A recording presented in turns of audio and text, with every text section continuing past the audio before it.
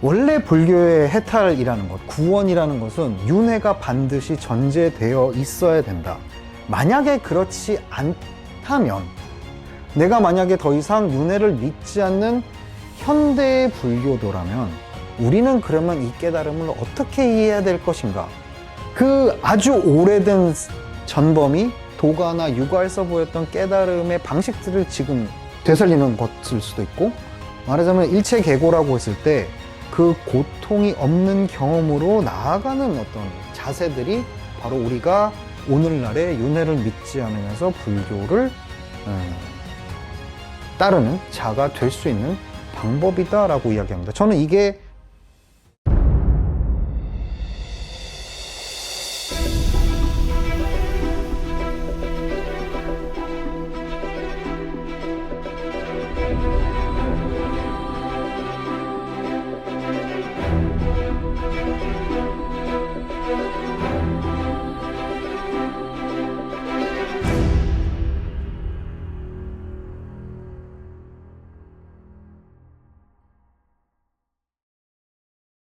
지금부터 할 이야기는 불교 이야기는 아니고요. 오히려 불교 이야기보다는 여기 계신, 더 정확히 말하면 제 고민과도 연결이 되는 이야기라서 갖고 왔습니다. 중국인들이 불교를 어떤 하나의 사상체계로 인식하고 논의를 시작한 게 길게 보자면 기원 후 한 300년 중반부터 좀 더 본격적으로 진행된 것은 조금 전에 말씀드렸던 구마라지바가 이제 공반야 사상을 전파하고 나서 5세기 중반부터 확 이제 퍼지기 시작하는 논쟁의 어떤 역사들이 있습니다. 그런데 그 논쟁의 역사 가운데서 가장 야하고 가장 유치한데 제일 재밌는 게 이 노자화호설입니다. 노자화호설. 이게 뭐냐면은 도가에서 이제 노자화호경이라는 경전을 만들어요. 경전을 만들어 가지고 노자가 도덕경을 쓰고 함곡관을 나간다는 전설이 있잖아요. 함곡관을 나가서 어디로 가냐면 천축으로 갔다는 거예요.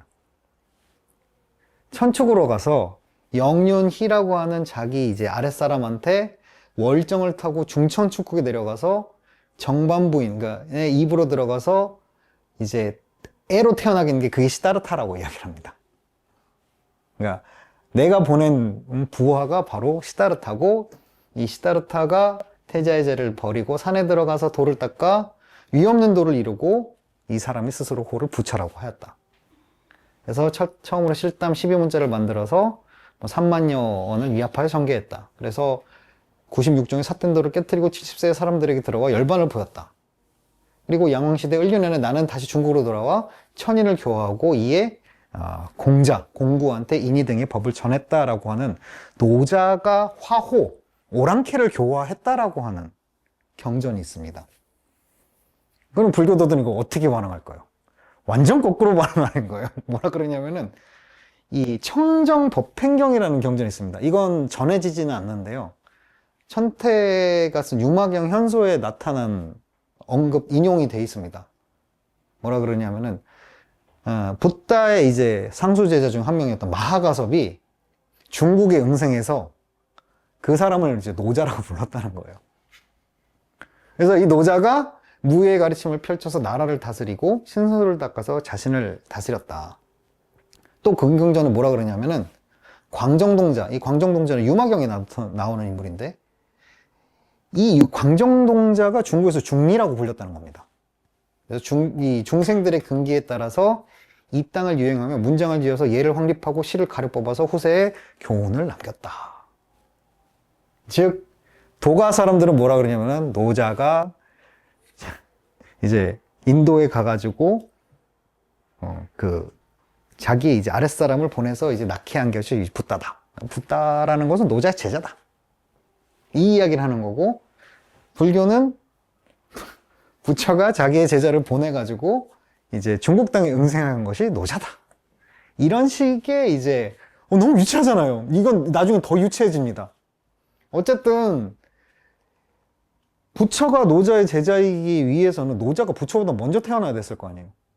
거꾸로 노자가 부처의 제자에게서는 노자보다 부처가 먼저 태어났어야 될 거 아니야. 그래서 서로 이제 막 초등학생 싸우는 것처럼 막 내려가다 나중에 한 14,000년까지 내려가요. 이 아주 이제 웃기지만 또 아주 흥미로운 관점이 있는데, 여기에서 지금 말씀드리고자 하는 거는 이런 방식으로 유치하게 싸웠다는 게 아니라, 얘네들은 결국은 불교가 보기에는 그 제자가 도가의 가르침이고, 도가가 보기에는 그 아랫 단계가 불교의 가르침이다 라고 봤다는 겁니다. 같은 계열의 가르침으로 봤다는 거예요. 그러니까 이게 구분되는 가르침이 아니라 같은 유형의 가르침으로 봤다라는 사실입니다. 요게 이제 중요한 거죠. 그러니까 우리가 보통 불교의 핵심, 그러면 무아 이런 이야기 하지 않습니까? 혹은 연기법, 공 이런 이야기를 할 때 그 무아라거나 연기라고 하는 메시지가 전하는 것이 동일하진 않지만 대단히 비슷한 양태로서 사실은 중국 문화권, 한자 문화권에 존재하고 있습니다. 억지긴 합니다. 억지긴 한데 그 논어 자한편에 나오는 구절입니다. 스승께서는 4가지를 끊으셨으니 특정한 의도가 없었고 기필함이 없었으며 고집함이 없었고 마지막으로는 내가 없었다라고 해요. 물론 이때 나라는 것은 불교에서 이야기하는 어떤 해체주의적인 뭐 자아관념 혹은 온무아라는 관점에서의 나는 아닐 겁니다. 이 주의도 이 나라는 것은 어떤 사사로운 어떤 감정들, 자아의식, 자기집착이라고 하는 부분들인데, 그것을 조금 평이하게 이야기해 보면은 결국은 육아의 특징은 무엇인가? 육아의 특징은 살을 죽이고 공을 살리는 거잖아요. 내 개인적인 욕망을 다스리고 그 욕망을 다스려서 공공성을 실현하는 거다 라고 한다면은 어떤 의미에서는 육아라고 하는, 사실은 육아라고 하지만 그 동아시아 세계권의 가치관을 좌지우지하는 이 관점에서 본다면은 나라고 하는 개인보다는 공공성, 나 이외에 나를 포함한 더 넓은 나, 공적인 공간, 나라고 하는 개체적인 것의 포기 라고 하는 것이 이상적인 인간일 수가 있는 겁니다.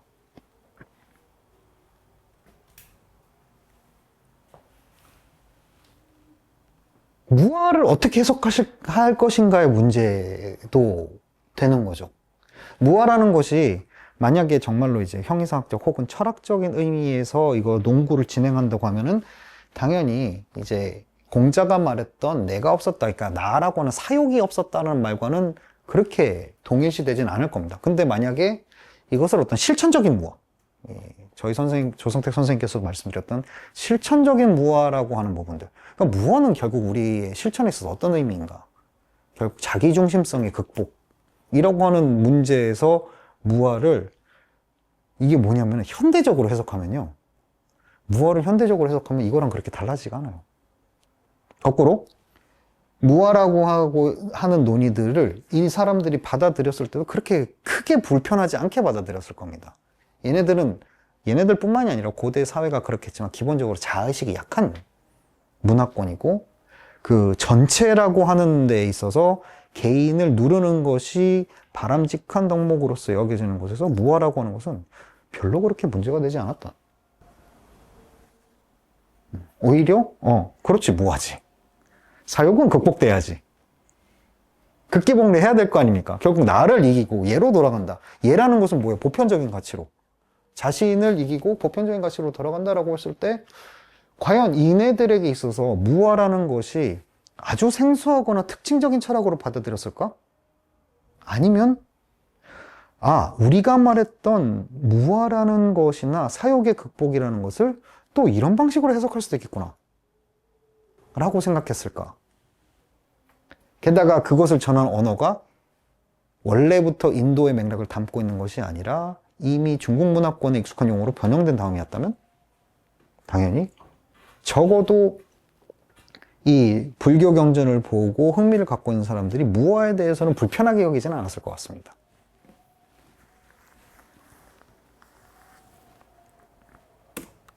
두 번째는 이제 재물론입니다. 이야기를 좀 하고자 합니다. 지금 아까 이제 시작할 때 동아시아에도 깨달음이 있었을까요? 도가 말씀을 하셨잖아요. 그리고 이 도덕경에는 잘 아시는 것처럼 있음이라고 하는 존재는 없음에서 생겼다라고 하는 그 유명한 구절이 납니다. 무에서부터 유가 나온다라고 하는 구절이고, 그 근원으로서의 텅 비어 있는 존재를 이야기합니다. 그 근원으로서의 텅 비어 있는 존재. 이게 공사상일까요? 절대 아니죠. 하지만 공사상을 받아들일 때 이게 유사하게 보이지 않았을까요? 그건 또 다른 문제가 됩니다. 형체 없이 텅 비어서 홀로 서서 변하지 않고 아무것도 없지만 우리가 거기에다 그것을 오해하는 순간 분별이 일어나는, 진재와 속재의 어떤 차이를 이야기하는 공사상, 진재와 속재의 차별이 없음을 이야기하는 공사상과 이 도덕에서 나타나는 일종의 범체론적인 없음에서부터 있음이 일어난다는 것, 분명히 우리가 논고해보고 내용을 찾아보면 다르지만 받아들임에 있어서 최초의 공사상 실제로 이런 방식으로 받아들여지게 됩니다. 이거를 이제 또 극복하고 비판한 게 또 구마라집이 중론을 이야기하면서 극복되기도 하긴 하지만, 동시에 이러한 텅 비어 있음이라고 하는 것이 어떤 현상의 근저 혹은 현상의 원인으로서 존재한다, 현상의 이면에 존재한다고 하는 메시지들이 이미 도덕경 레벨에서는 나오고 있는 거죠.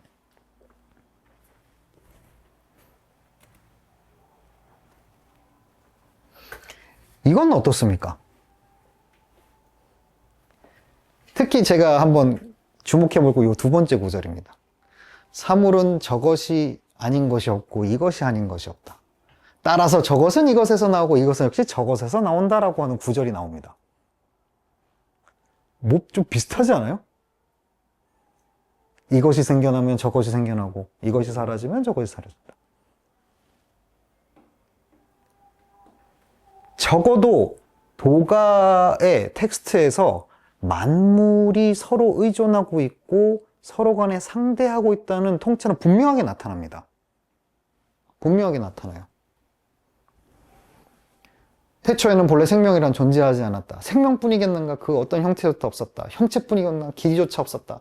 황홀하게 뒤섞여서 변화가 일어났다. 기가 나타나고 기가 변화하고 형체가 나타나고 형체가 변해 생명이 나타났다. 이 모든 것들은 변화 속에 일어나는 것이고 그 변화 속의 것들은 모두 다 연관되어 있다라고 하는 관점이 사실은 장자에게서 굉장히 빈번하게 나오는 내용입니다.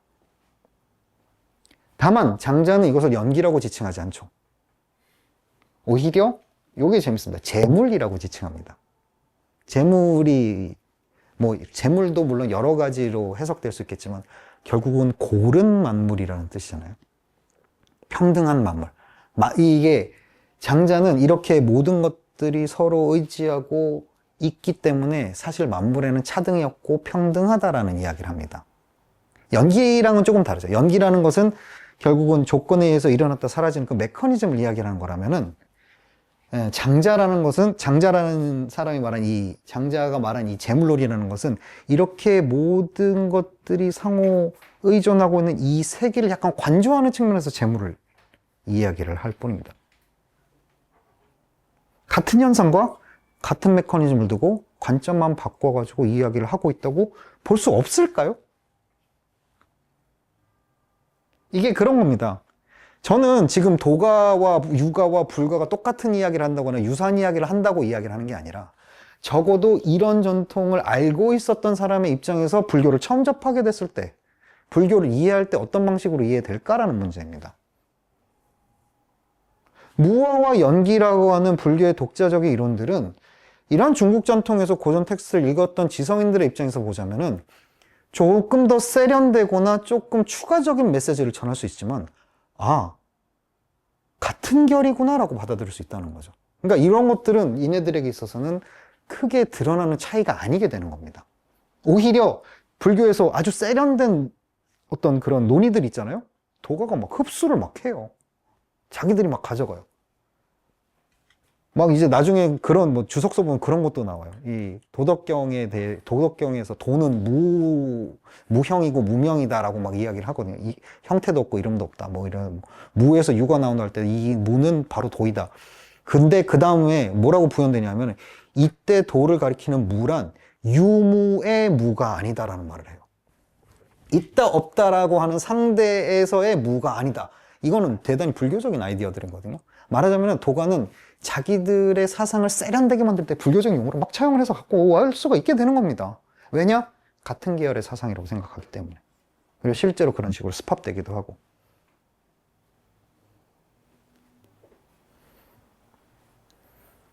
그렇기 때문에 되게 재밌는 게 인도적 맥락에서 불교의 어떤 사상적 특징이라고 여겨졌던 것들이 어떤 의미에서는 동아시아로 들어오면서 별로 역할을 처음 못하게 돼요. 역할을 못하게 된다기보다는 뭐라 그래야 돼? 이것은 우리랑 완전히 구분되는 철학이다 라는 생각을 안 하게 되는 거죠. 뭐가 제일 구분될까요? 윤회죠. 윤회. 이게 되게 재밌습니다. 세계관의 문제입니다. 인도가 갖고 있는 종교적 세계관의 베이스에는 기본적으로 윤회라고 하는 세계관이 깔려 있죠. 근데 그 관점에서 보면 이 한자 문화권 어때요? 단멸론의 세계예요. 단멸론의 세계. 우리 죽으면 끝나는 거다라고 하는 세계입니다. 더 정확히 말하면 뭐 사후 세계가 없다라기보다는 동아시아에서 비롯된 많은 지성사들이 죽음 이후를 이야기하지 않아요. 물론 이제 종교적으로는 아주 소박한 사후 세계의 개념이 있었습니다. 그 이야기 이제 좀 이따가 다시 할게요. 그래서 되게 이제 재밌는 현상이 일어나는 게 도가 쪽의 입장에서는 무아라고 이야기하고 불교 쪽에서는 유아라고 이야기하는 아주 특이한 이제 논의까지 생기게 됩니다. 범진이 신멸론이라고 하는 책을 써요. 범진이라고 하는 도사가 신멸론이라고 책을 썼는데 인양반이 여기서 주장하는 게 뭐냐면은 시간이 별로 없으니까 원문 안 읽을게요. 죽으면 다 죽는 거다라는 거예요. 죽었는데 뭐가 남아있고 윤회를 한다는 건 말이 안 된다라고 하는 이야기를 합니다. 근데 또 종병이라고 하는 사람의 명불론을 보면은 아니 윤회한다라는 걸 구형해요. 근데 문제는 이 윤회하는데 윤회하려면은 내가 죽고 나가지고 뭔가 다른 태어나야 될 거 아니냐. 그게 뭐냐면은 내가 갖고 있는 신이다. 신은 나를 죽지 않는다 라고 하는 신불멸론을 이야기를 합니다. 인도에서 인도 불교도들 입장에서 팔짝 뛸 일들이 막 생겨나는 거예요. 인도 불교들 입장에서 보면 팔짝 뛸 일들이 생겨나는 겁니다. 불교는 윤회를 증명하고 윤회를 디펜스하기 위해서 나에게는 죽지 않는 영혼이 있다라고 이야기를 하고 오히려 불교를 비판하는 입장에서는 야 니네가 말하는 어떤 영원불멸의 존재라고 하는 신화라는 게 있을 수 있는 그런 거 없다라는 이야기를 하게 되는 겁니다. 실제로 불교와 도가 사이에 있었던 일은 그 인도에서 있었던 어떤 대립관계는 완전히 역전된 현상을 보여주는 거죠. 그리고 사실 이 배경에는 윤회라고 하는 측면들이 있습니다.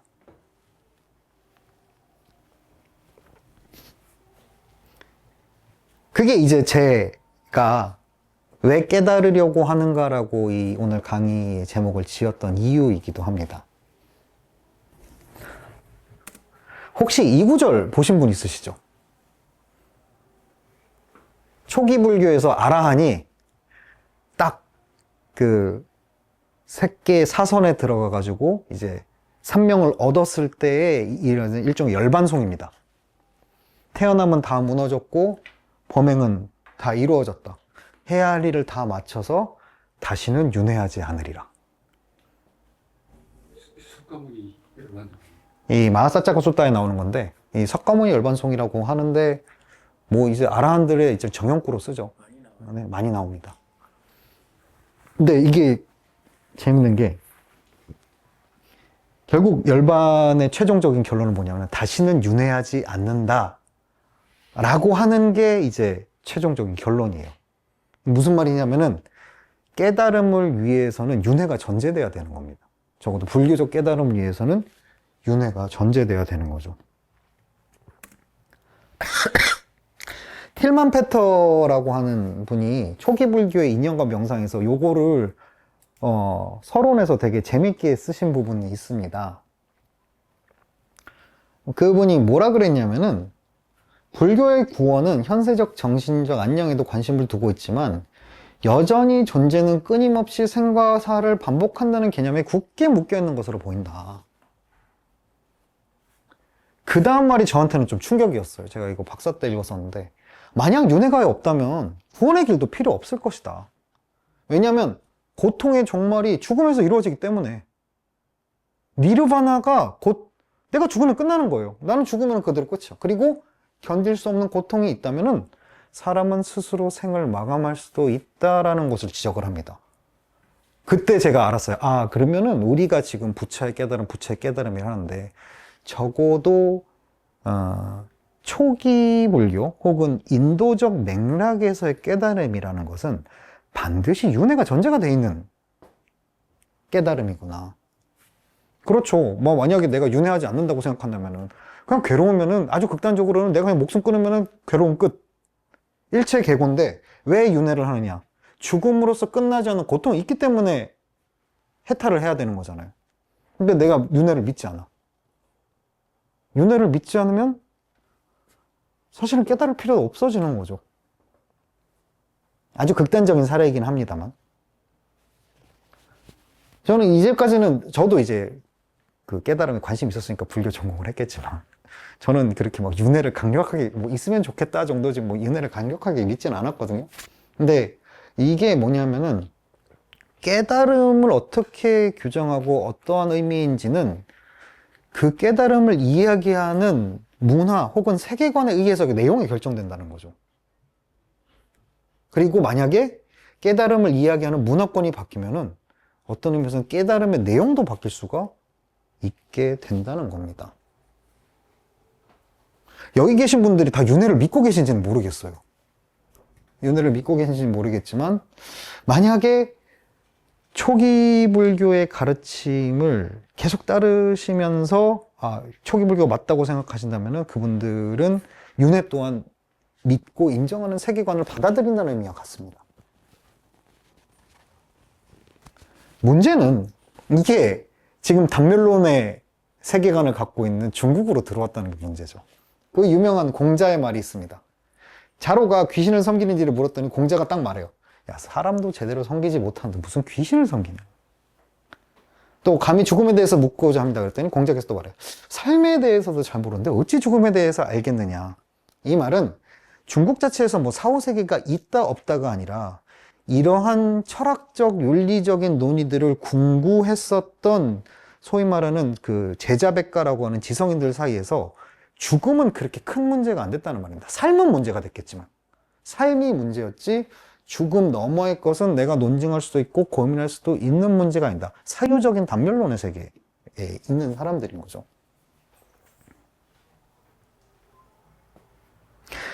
이런 세계의 사람들, 그러니까 이게 근데 되게 재밌는 게 이게 그럼 사실은 우리 근대를 살아가고 있는 우리네 세계관과 비슷합니다. 우리는 대부분 우리 21세기 사람들이 윤회를 믿지 않잖아요. 이걸 제가 들었는데 불교 윤회라고 하는 게 젊은 20대들이 듣기에는 그 기독교의 하나님이랑 똑같이 들린다는 거예요.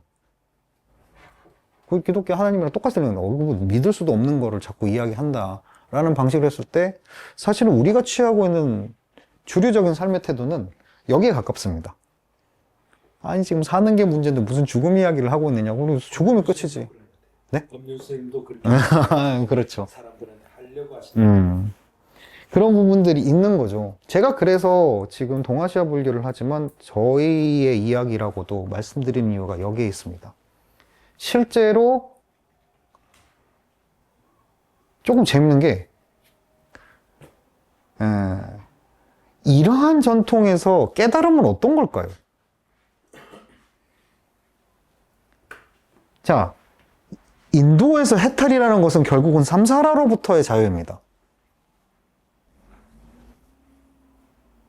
근데 이런 내 삶이 중시되고 죽음 이후의 것을 고려하지 않는 이 문화권에서 깨달음은 대체 무슨 의미가 있을까?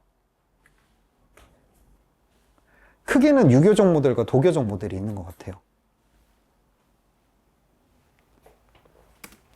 첫 번째는 육아적 모델입니다. 육아에서는 성인이라고 하는 사람이 나와요. 그리고 심지어 성인이 될 수 있다고도 주장을 합니다. 조교라고 하는 이제 제자가 물어요. 사람은 모두 요순 같은 성인이 될 수 있다고 하는데 정말입니까? 그렇다. 요순이 되는 방법은 효제뿐이다. 효제가 뭐 아시겠지만 부모님 공경하고 뭐 형제 자매한테 잘하고 하면은 성인이 될 수 있대요. 거짓말이죠. 거짓말이죠. 미천한 사람도 예를 배우면 우임금이라고 하는 성인이 될 수 있다고 하는데 이게 무슨 말인가?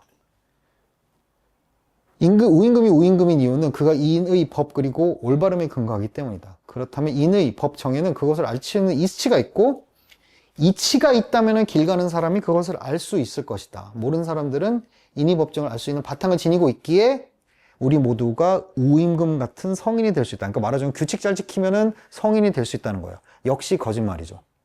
이게 왜 거짓말이냐면은 효제를 지킨다고 해가지고 내가 말하자면 이상적 인간으로서 완성이 될 수 있는가라고 하는 문제입니다. 육아에는 성인이라고 하는 이상적 인간을 말을 해요. 육아에서는 이상적 인간을 말을 합니다. 요순이 누굽니까? 임금들이죠. 통치자들이에요. 그러면 요순이라는 사람이 해야 할 일을 다 마쳤다. 난 이제부터 성인이다. 라고 생각한 게 아니죠. 육아의 성인의 특징은 뭐냐면은 내가 성인이라고 선언하는 순간 걔는 성인이 아니게 되는 거죠. 그렇잖아요.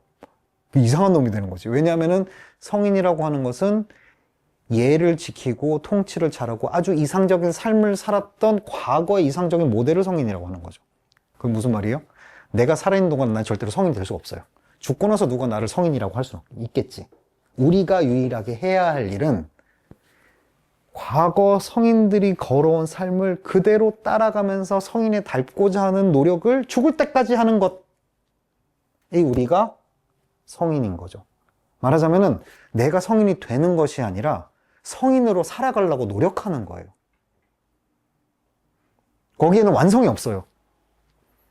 육아에 그래서 성인과는 이념적으로는 효제만 하면은 뭐 성인이 될 수 있다고 하지만 실질적인 의미에서 내가 뭔가 수양을 통해서 뭐 맹장을 말하면 호연지기 뭐 야기를 키우고 막 뭐 구방심 해가지고 내가 정말 성인이 될 수 있다. 난 지금부터 성인이다. 라고 하는 어떠한 상태의 변화가 아니라 과거로부터 보편적으로 이루어왔던 성인의 행적들을 우리가 답습하면서 죽을 때까지 살아가는 게 성인이라는 겁니다. 이상적 인간은 내가 거기에 다다를 수 있기 때문에 이상적 인간이 아니라 그것을 바라보고 따라가야 되기 때문에 이상적 인간인 거예요. 그렇기 때문에 육아는 어떻습니까? 성인은 이러하다라고 하는 기술이 되게 많아요. 우리는 어떻게 성인이 되는가에 대한 기술은 별로 없어요. 성인은 이러이러하다는 기술은 이만큼 있어요. 저는 그게 동아시아에서 어떤 깨달음에 대한 논의들이나 혹은 진리에 대한 논의들이 이만큼 하는 경우가 여기에 기반하고 있지 않나라는 생각을 할 때가 있습니다.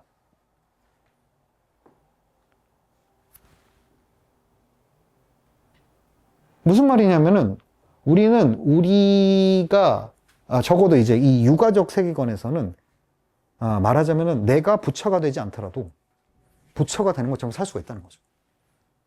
부처처럼 살 수 있다는 거죠. 그리고 그걸 또 이제 불교적으로 또 다시 리파인 하자면은 그것이 바로 부처가 되는 지름길이다라고 하는 리파인도 가능해지지만 동시에 그 아이디어와 가장 유사한 거는 오히려 육아에서 볼 수가 있다는 겁니다. 두 번째, 왜 깨달아야 하는가에 대한 요거는 이제 도덕경과 육아가 동시에 갖고 있는 맥락이 뭐냐면은 내가 이상적인 인간이 되어야 하는 중요한 이유는 이 이상적 인간이 되어가지고 내가 해야 되는 사회적 책무가 있는 거예요. 육아에서 사회적 책무는 뭡니까? 관료가 돼가지고 백성들을 다스리는 것. 즉 내가 이건 그리고 도덕경에도 나타납니다. 여기 나오는 건 다 도덕경의 구절들인데 도덕경의 구절에서도 성인이란 어떤 존재인가를 말할 때, 그리고 그 사람의 행위란 어떤 존재인가를 말할 때 결국은 통치자로서의 어떤 역할을 하는가를 가지고 성인을 말하고 있습니다. 그러니까 이 사람들에게 이상적인 인간이란 것은 단순히 이상적인 인간으로서 윤회를 떠났다고 하는 통찰로서 끝나는 게 아니라 그런 이상적인 인간이 사회적 효용성을 갖고 있다라고 하는 내용들을 함께 포함하고 있는 겁니다. 거꾸로 말하자면은 이러한 이상적인 인간을 되는 것이 사회적인 효용성이 없다면 그건 무슨 의미가 있는가?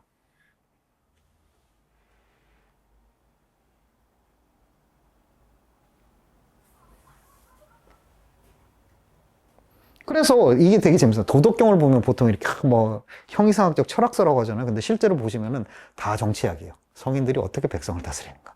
성인들이 어떻게 이제 뭐 만물을 이제 다스리는가라고 하는, 말하자면은 이상적인 인간이 어떤 방식으로 행위를 해야지 되는가라는 것에 대한 내용들이 쭉 나옵니다.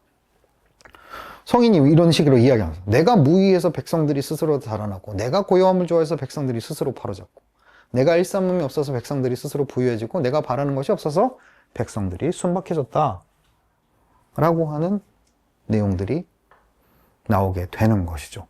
말하자면은 이상적인 인간, 완성의 문제가 그 현실 속에서 어떠한 효용을 가지는지와 연결이 되고 있다는 겁니다.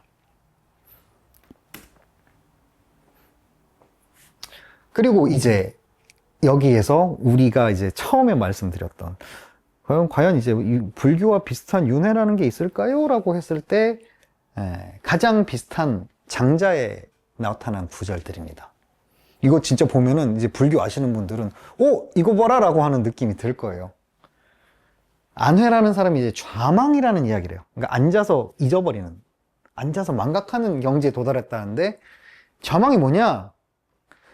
내 사지와 백체를 다 버리고 이목의 감각 적용을 물리치고 육체를 떠나고 지각 적용을 없애서 내가 바라보고 있는 이 바깥의 세계와 더 이상 구분이 없을 때 이것을 좌망이라고 한다. 불교 깨달음과 같지는 않죠. 하지만 연결이 되지. 그러니까 뭐라 그러냐면은 소위 말하는 이제 인도적인 맥락에서 서술되고 있는 일종의 신비치함과 대단히 비슷한 구절들이 나오는 거죠.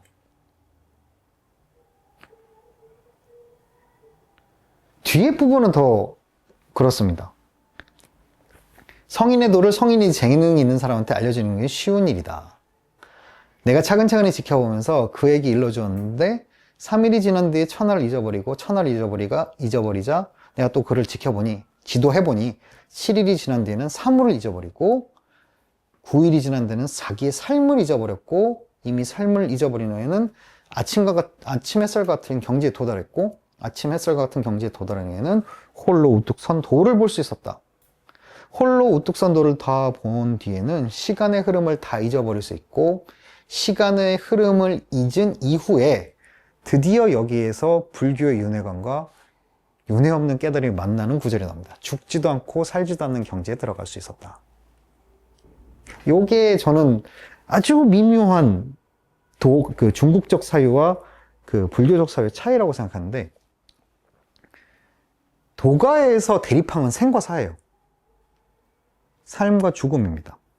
삶과 죽음이 같다라는 것이 이제 생사일여라고 그래가지고 장자의 깨달음이거든요. 근데 불교는 어때요? 생사와 열반입니다. 대립항이.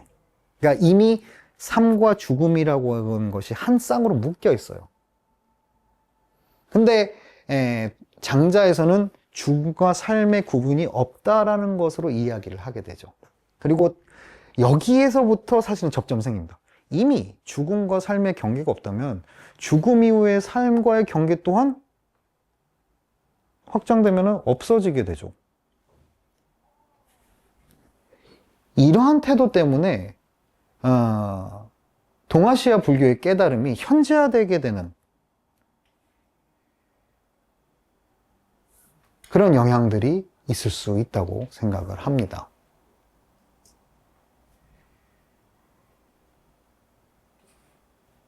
그럼에도 불구하고 여전히 이 모든 맥락에서 나타나는 깨달음에 대한 내용들이 적어도 인도 불교에서 이야기했던 삶이 뭐 태어남을 다 마치고 더 이상 윤회하지 않는다는 깨달음과는 분명히 다르다. 그럼에도 불구하고 그 접점 어딘가에서 우리는 깨달음을 해석하고 있다.